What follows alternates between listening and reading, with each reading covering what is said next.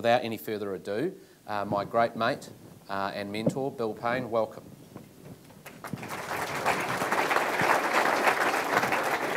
Thank you. Good afternoon. Can you hear me? Okay, good. Before my arrival, Operation Payne was spelled P-A-Y-N-E. After Hamilton got a hold of the password to my diary, Operation Payne is spelled P-A-I-N. I'm going to speak to you today about trends in capital sources for entrepreneurs. My agenda is before you, and I will sort of move into the presentation. This is the capital food chain for entrepreneurs all over the world. Entrepreneurs first need to use all of their personal resources in converting an idea into something that's a little more than just an idea. But that's not the time to begin seeking out angel capital. Angel capital usually becomes available to entrepreneurs at the point that they've already had contact with some customers. So friends and family fill that gap between the idea and determining whether this product is a must-have or a nice-to-have from customers. And we angel investors are sort of alone in this seed and startup stage as entrepreneurs begin to engage with their customers. This life cycle or valley of death that you see here is sort of the negative cash flow that a company accumulates over the process of getting to market. You can see that venture capital begins to engage with entrepreneurs when they're pretty close to a positive cash flow, and venture capital really needs to be viewed as the capital used to grow companies, not the capital used to start companies. And finally, further down the daisy chain, there are other sources such as banks and public markets.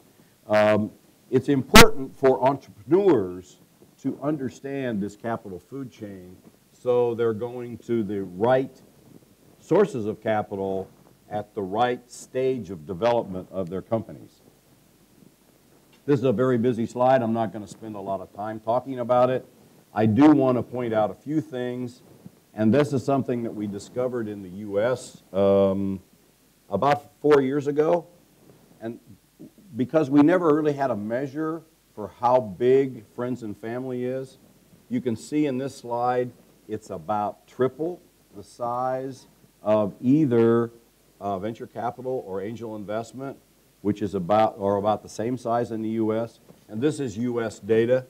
So it was quite remarkable for me to find out that friends and family, you know, Aunt Martha and Mom and Dad were willing cumulatively to put up over $50 billion a year so Charlie or Jane could start their respective businesses.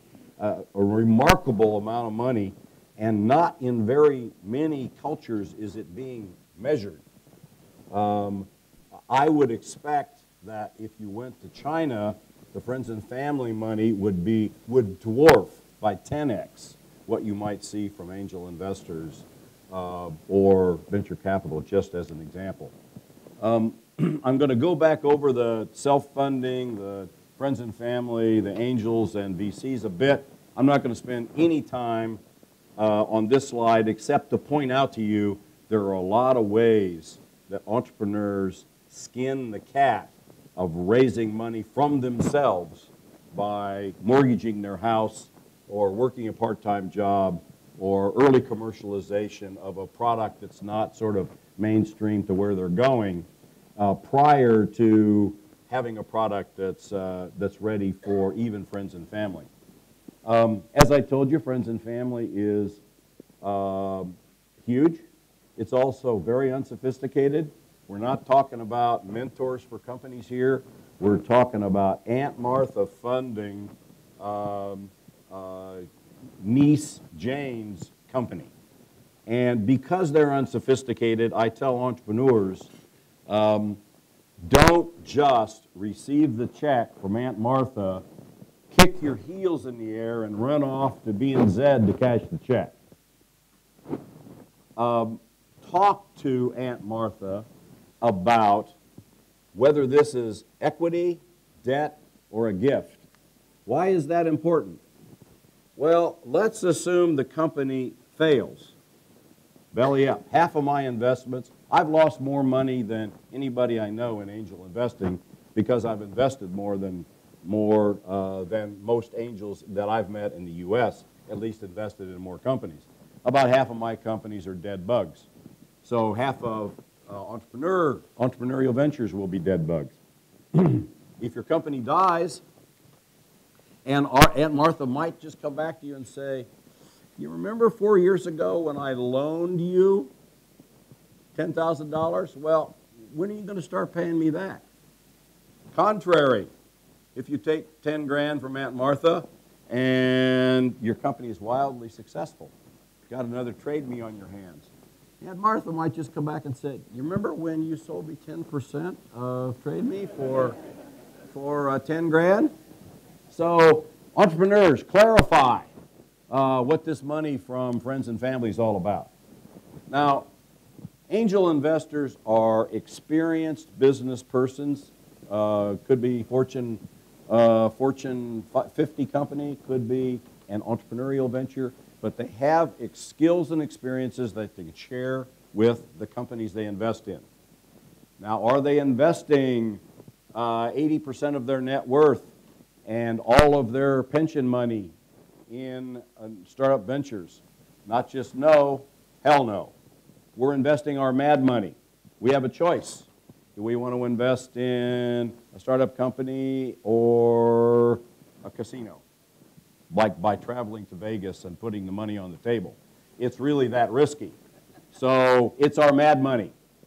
We generally, when you're going to make money off of mad money, you need to have a diversified portfolio, 10, 15, maybe even 20 investments to be successful as an angel investment. And if you're invested in a relatively large number of companies, then you can't possibly be the chairman of the board and an active investor in each one of them. You pick and choose those companies that you can help the most, and your fellow angels support the other companies. So we're active in some and passive in others. But generally, this is an active class of investing. We're involved with our companies. I think you know that venture capital is a limited partnership relationship where a bunch of really smart guys with very little skin in the game invest other people's money in later stage companies. As I'm going to speak in a moment, the venture capital model right now is really troubled in the U.S., in Europe, and in New Zealand. And I will tell you a little bit more about that in a little bit later.